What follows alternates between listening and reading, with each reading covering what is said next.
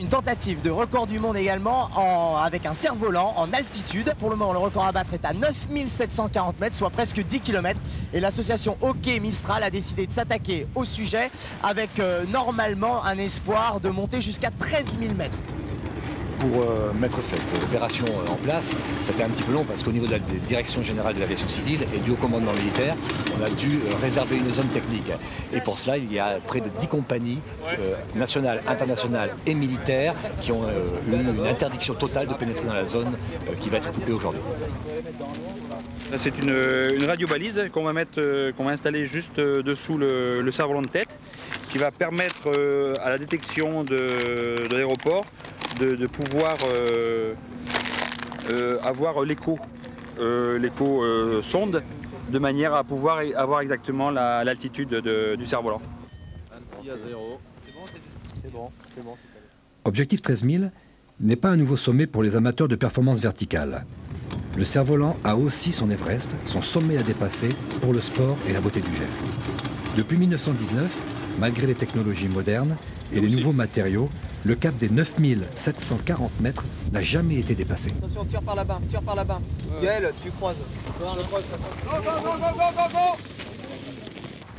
Le record d'altitude en cerf-volant reste toujours entre les mains des météorologues de Lindenberg en Allemagne. Ils ont réalisé cette extraordinaire ascension avec des cerfs-volants fabriqués avec du coton et des lames d'épée. Un câble d'acier de plus de 13 km réalisé avec une corde à piano reliait l'équipe au sol et le train de 8 cerfs-volants.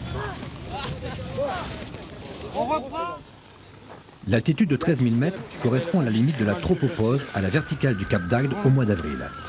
À cette altitude, l'air est à sa température la plus basse, 56 degrés sous zéro. Mais les jets d'altitude, fréquents dans cette zone, peuvent atteindre plus de 200 km/h. La température de l'air peut alors avoisiner les moins 100 degrés.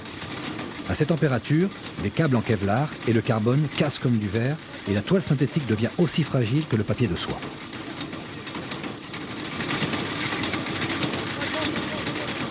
La préparation nécessite de faire appel aux technologies de pointe. Tester les matériaux à très basse température, tester la résistance des câbles et des systèmes de jonction, tester les fibres synthétiques qui vont entrer dans la composition des cerfs-volants, trouver le meilleur compromis, légèreté, résistance et performance des cerfs-volants porteurs et des matériels de télémesure embarqués.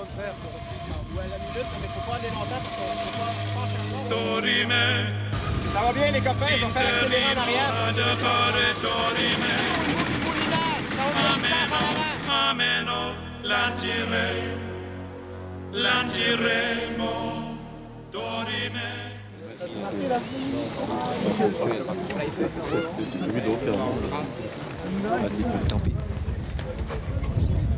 Il semblerait qu'on ait un petit souci. Qu'est-ce qui s'est passé exactement?